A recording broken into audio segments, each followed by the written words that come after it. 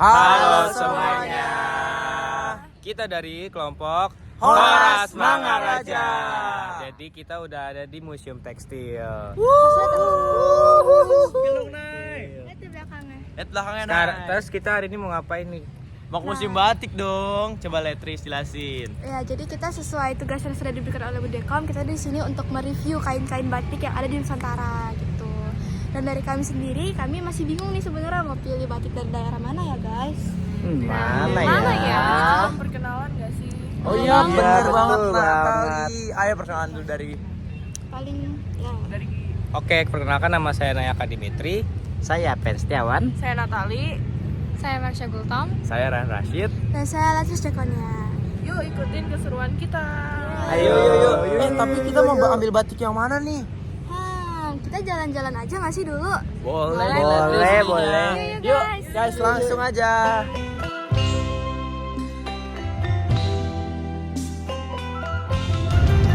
Guys, kita mau kemana guys? Kemana ya? Kita kesana aja yuk. Kemana kita? Jangan ke situ aja. Yang mana? Kesana aja tuh situ. Tapi galeri batik itu lebih banyak. Yaudah, ke situ aja yuk. Ayo kita ke sana guys. Udah, kita ke sana aja ya. Ayo kita ke sana guys. Ayo bagus banget itu. Iya benar-benar di Jawa itu banyak banget ya. Batiknya juga banyak. Wah bagus ya.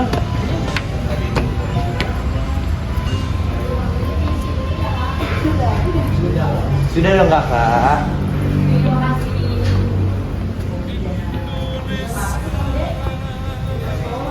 Semuanya yang acara-acara bukan? Iya kakak.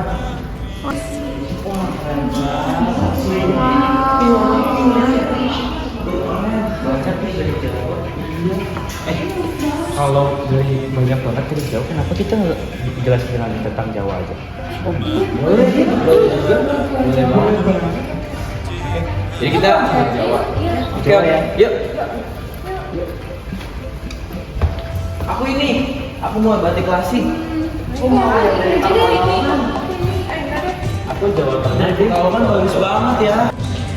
Halo, selamat pagi Budekom dan teman-teman semua. Sebelumnya saya perkenalkan diri, nama saya Latrice Dekonia. Dan di sini saya udah ada nih di Museum Tekstil. Nah, tapi saya sekarang bingung nih mau bahas batik yang mana. Karena dari tadi kalau kalian lihat nih sekitar saya, batiknya cantik-cantik semua dan unik-unik semua nggak sih? Tapi pada akhirnya saya tuh mencoba untuk memilih satu daerah di mana yaitu tempat lahir saya, yaitu di Jawa Barat. Nah, di sini tuh saya dari sekian banyak batik Jawa Barat yang jelas cantik-cantik dan menarik-menarik semua, hanya ada satu kain yang benar-benar menarik perhatian saya dan wow, memberikan kesan yang sangat amat luar biasa gitu bagi saya, yaitu kain ini. Kalau dilihat jelas kelihatan ada motif wayangan di sana ya, dan itu adalah yang menarik perhatian saya pertama kali. Sebelumnya kain batik ini merupakan kain batik asal Cirebon, dimana kita tahu kalau Cirebon itu ada di pesisiran Jawa, dan kain batik ini juga merupakan kain pesisiran, batik pesisir, dimana batik pesisir itu merupakan batik yang berada di luar kota Solo ataupun Jogja, dan ini tuh biasanya ada di pesisir utara bagian Jawa gitu. Nah, bedanya tuh apa sih batik pesisir dengan batik-batik lainnya? Batik pesisir ini sendiri itu relatif lebih tidak kaku warnanya. Seperti kita tahu ya, kalau batik Solo ataupun batik Yogyakarta itu seringkali warnanya itu coklat dan ya berada di nuansa coklat-coklat seperti itu. Tapi kalau untuk batik pesisir relatif itu mereka lebih tidak kaku warnanya. Kalau kalian lihat di sini warnanya ini kuning, lalu biru, putih, yang jelas cukup kontras warnanya dan tidak selalu coklat-coklat seperti itu. Itu merupakan salah satu ciri khas dari batik pesisir itu sendiri.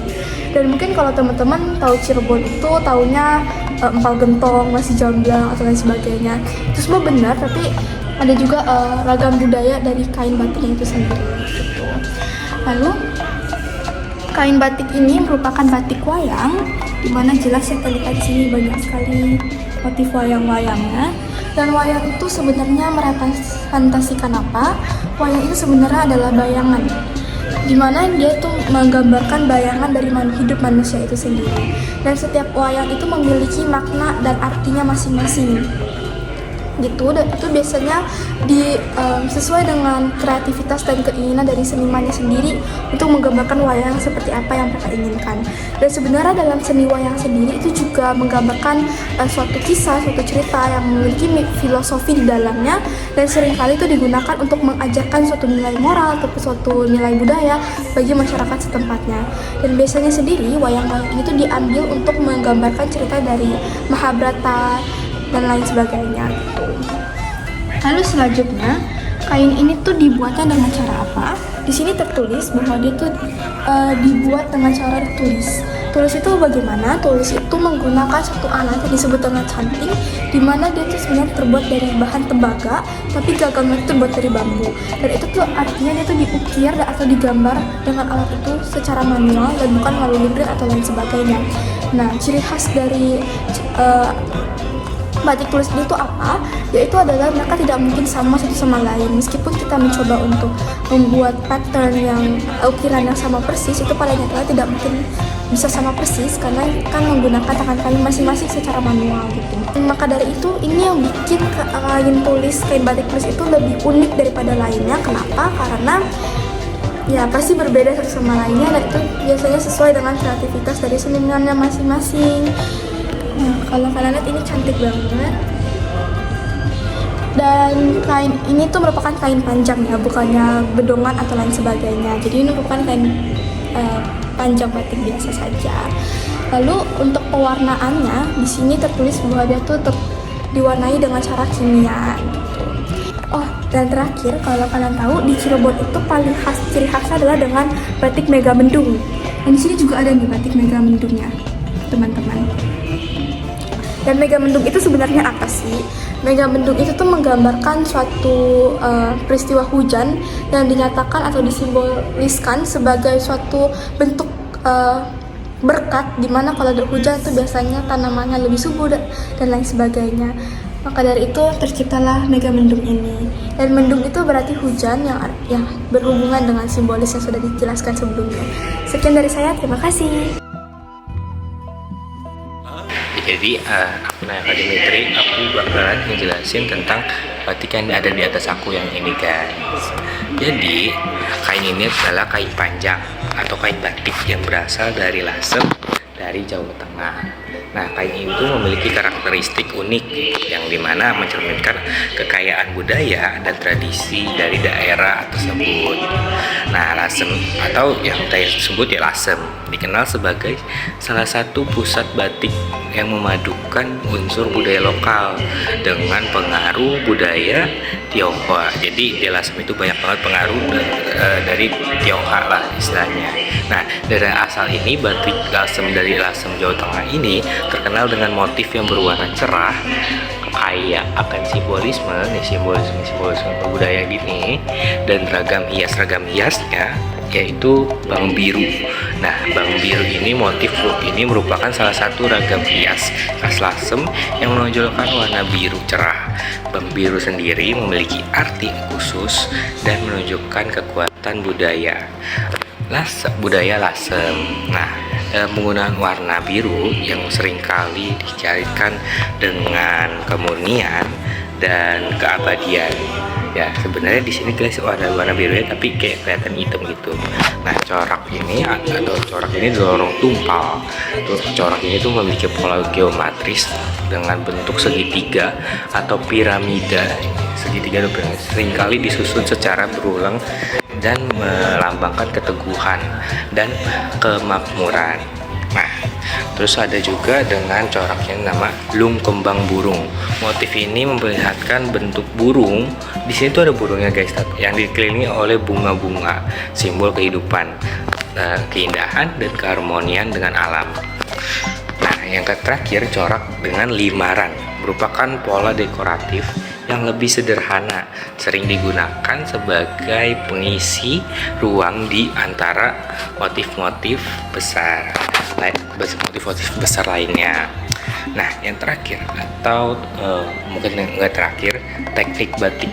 Nah, teknik batik ini tuh ditulis guys. Batik Lasem ini dibuat dengan teknik batik tulis yang memerlukan ketelitian dan keahlian yang tinggi, setiap detail motif digambar setiap motif itu digambar langsung menggunakan canting yang memberikan hasil yang halus dan kaya akan detail. Nah, yang terakhir, kayaknya yang terakhir beneran terakhir, kain batik ini tuh dari katun bahannya. Kain batik ini terbuat dari bahan katun yang nyaman dan cocok untuk iklim tropis Indonesia. Katun juga dikenal mudah menyerap pewarna alami, karena pewarnaan dari batik ini sendiri itu pewarnaannya menggunakan dari alam sendiri, jadi nggak menggunakan bahan-bahan kimia langsung. Nah, bahannya itu dari alam itu misalnya kayak ada daun, akar, kayu yang dapat menghasilkan warna-warna alami dan ramah lingkungan. Nah, mungkin segitu aja dari saya. Lanjut ke teman saya. Terima kasih. Selanjutnya ada saya Natali, dengan di belakang saya ini ada kain panjang dari Demak. Ini adalah salah satu warisan budaya tradisional dari daerah Demak, Jawa Tengah. Nah, kain ini tuh memiliki sejarah yang panjang banget loh teman-teman, yang erat kaitannya dengan perkembangan Kesultanan Demak sebagai pusat penyebaran agama Islam di Indonesia. Nah, terutama di Jawa pada abad ke-15. Berbeda dengan kain batik yang memang menggunakan motif lilin, kain panjang Demak ini biasanya dibuat dengan teknik tenun dan memiliki motif yang lebih sederhana, namun syarat akan maknanya simbolis banget. Pada masa lalu, kain panjang ini sering digunakan oleh kalangan bangsawan ataupun tokoh-tokoh agama nih dalam berbagai upacara formal seperti keagamaan dan adat. Nah, motif-motif yang terdapat pada kain panjang Demak ini seringkali terinspirasi dari elemen-elemen alam loh teman-teman. Misalnya, motif bunga atau tumbuhan yang ada itu melambangkan kehidupan, kesuburan, dan keseimbangan alam.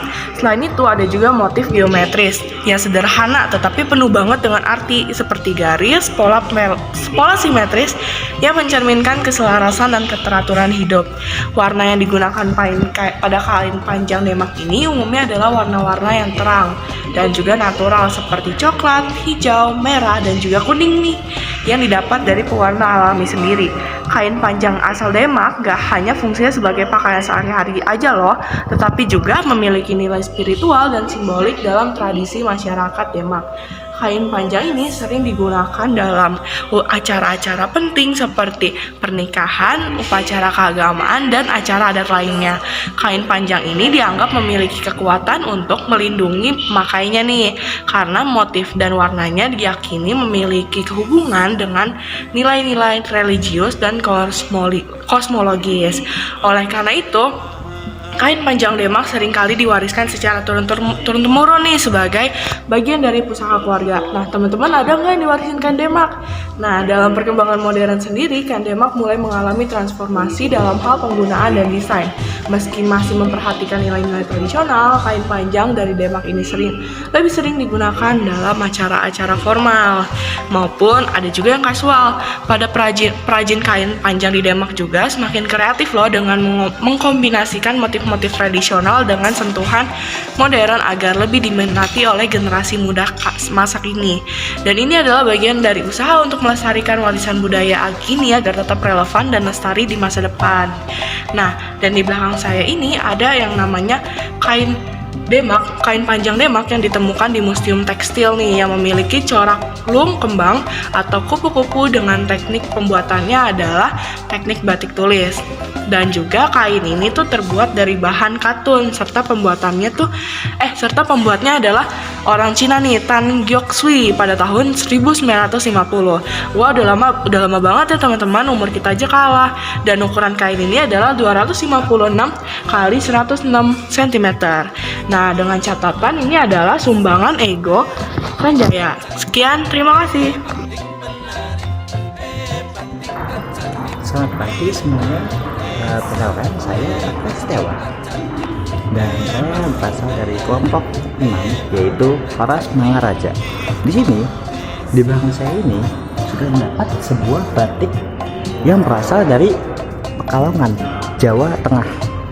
Batik ini memiliki ciri khas persis pada penempatan motif kepala bagian ujung kain yang hanya berada di satu sisi kain. Kain panjang ini biasanya dipakai sebagai sarung atau kain bawahan untuk kebaya. serta menjadi busana adat dalam berbagai acara tradisional. Berikut penjelasan yang lebih lengkapnya yang akan saya jelaskan, yaitu ciri khasnya. Ciri khasnya itu pada kepala satu sisi ini, di bagian ini tuh mempunyai lebih banyak corak-corak itu yang lebih rumit daripada di bagian tengah sini. Bisa terlihat ya.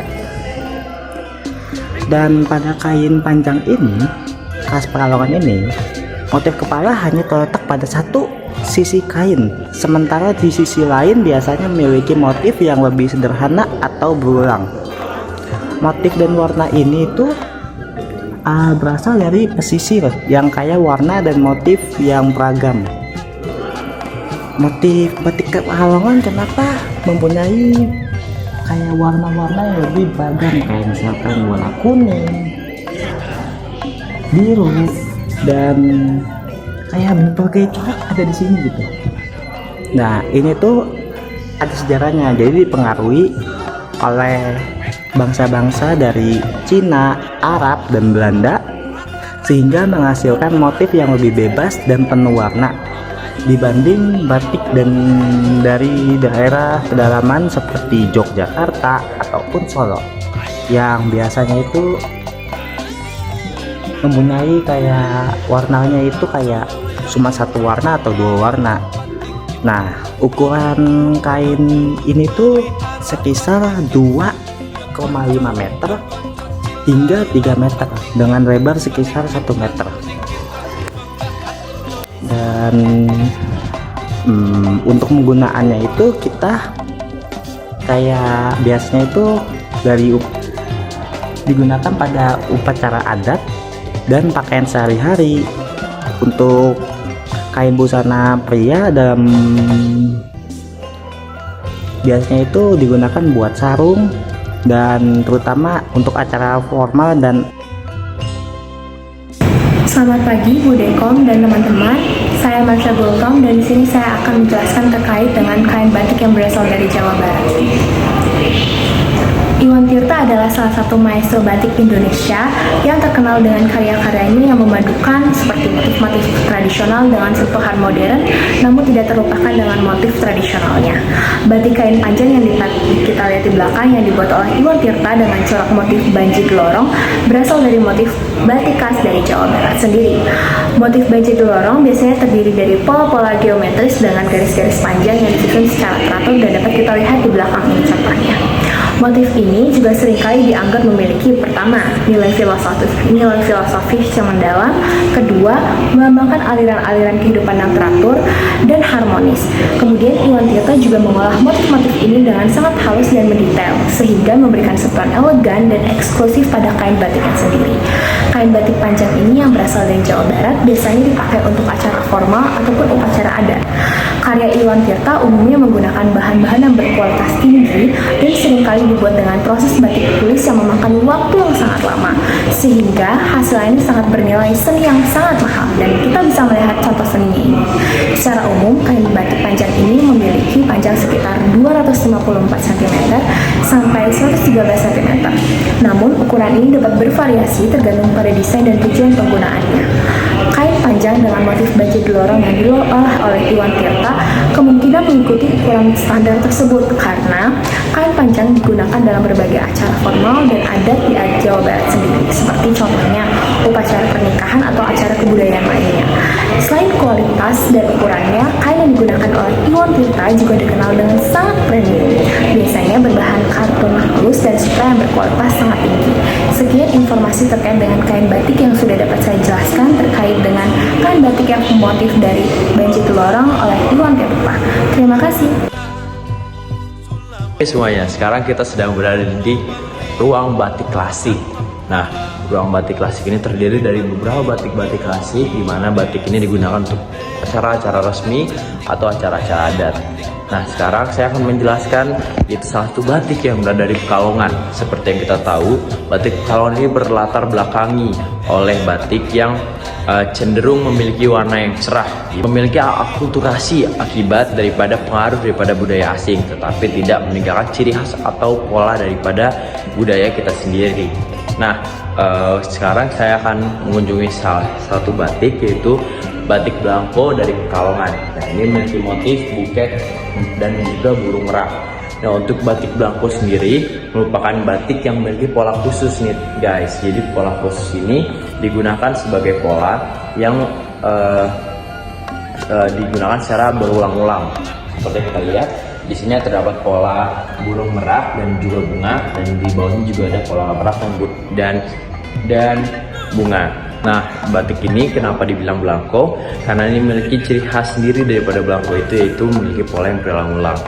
Nah, kemudian terdapat motif burung merak serta buket bunga. Nah, untuk buket bunga ini sendiri melambangkan keindahan alam, di mana keindahan alam Nusantara yang dimiliki oleh Indonesia sendiri. Nah, tentunya pasangan itu sesuai, makanya yang harus dipilih yaitu berupa kecantikan, yaitu diwakilkan oleh burung merak ini sendiri. Burung merak biasanya digambarkan dengan ekornya yang terbuka, di mana itu melambangkan keindahan dan kecantikan yang dimiliki oleh makhluk-makhluk hidup yang ada di Nusantara. Jadi seimbang antara keindahan alam serta kecantikan paras yang dimiliki oleh alam di Indonesia nih. Nah, untuk batik ini sendiri merupakan tergolong batik panjang, di mana batik panjang ini merupakan batik yang memiliki panjang sekitar 2 meter. Nah, dari panjang ini terdapat penggunaan berupa cara dililit nih teman-teman. Jadi batik ini dapat kalian gunakan secara dililit, dan biasanya batik panjang ini digunakan untuk acara-acara resmi nih, seperti upacara adat serta pernikahan. Nah, maka dari itu untuk penggunaannya sendiri ini merupakan batik formal, jadi kalian nggak bisa asal untuk menggunakannya ya. Nah, untuk keseluruhan daripada batik ini yaitu batik Blangko yang bermotifkan burung merak serta buket bunga, ini memiliki arti keharmonisan, keindahan serta keparas yang cantik daripada alam Nusantara kita. Nah, untuk sebagai penyeimbang, burung merak biasanya juga bisa dilambangkan sebagai manusia. Nah, jadi terdapat alam serta manusia yang saling berhubungan satu sama lain. Nah, mungkin cukup sekian penjelasan dari batik klasik, yaitu saya sendiri Rayhan Rashid. Oke, kita bisa lanjut ke batik yang lain. Guys, tadi keren-keren banget gak sih? Jujur ya, sumpah ya, nggak nyesel kesini sumpah. Dari Jawa itu banyak banget gak sih tadi motif-motifnya? Ada dari Jawa Barat, Jawa Timur, iya banyak banget. Terus tadi kayak gue ngeliat kan, kayak banyak banget ada motif dari kain panjang. Sekarang tadi nggak ada motif apa lagi nih guys? Ada yang warna pink. Ada warna pink. Bunga-bunga gitu. Ada yang buat acara formal, ada yang buat non formal. Lengkap banget di sini Kalau sumpah. misalnya teman-teman tahu, itu juga ada buat yang ada di upacara kayak gitu-gitu. Kalian nemu nggak informasi? Iya nemu. Nah, kalau aku nemu, aku dijelasin kok tadi. Nah, Terus juga kayak tiap makna apa? Ukirannya tuh ada makna-maknanya gitu. Iya, tadi juga ada yang kayak garis-garis itu ada punya maknanya sendiri. Jadi nggak setiap batik itu asal ukir ya, enggak ya, pasti semuanya memiliki makna banget. Apalagi ada batik non formal, ada batik formal. Keren banget gak sih? Betul. Oke, mungkin vlog kita gini aja. Apa mau ada lagi nih teman-teman? Mungkin di lain waktu. oh boleh deh, oke deh. Oke, mungkin cukup sekian dari kelompok Horas Mangaraja. Bye bye guys.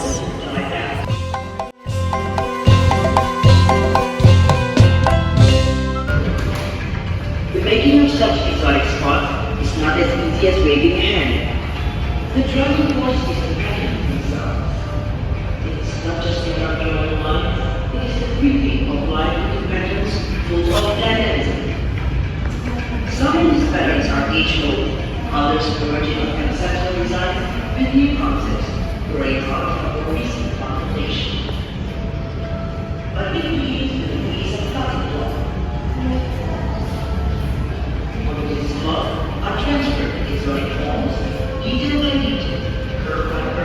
with the greatest possible perfection. Then, to essentially here, the molders are coated in liquid wax using a pen-like instrument called jumping, covering the cloth from one end to the other. This jumping has a little piece in the pale copper with a little top.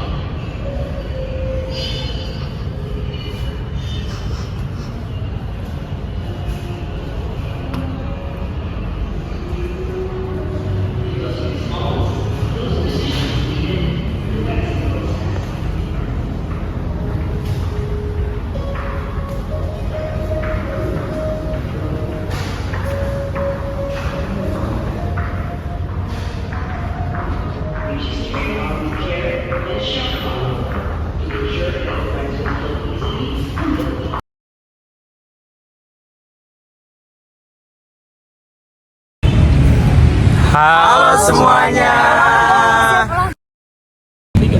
Halo semuanya. Kelihatan. Oh, Apren sini dong. Sini ada Febri. Sini aku sama. Enggak, jangan. Di sini ya. Coba coba. Tangan lo agak tinggi nih. Udah, sini ya. Tuh. Ya. Guys. Ulang. Ya. Jawa.